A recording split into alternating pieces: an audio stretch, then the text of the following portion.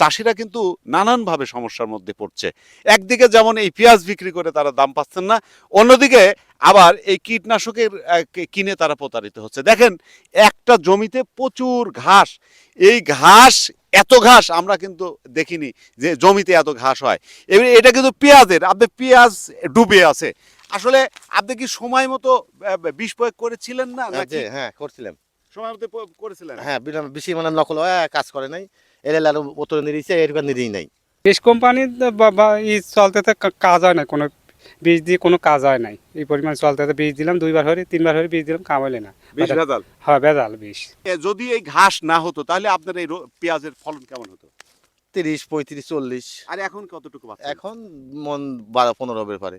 তারপর ঘাস মরলে না, তারপরে এখন অবাই আছে, এখন ফেলা মেলা থই যে খরচ গা দিই এই পরিমাণই।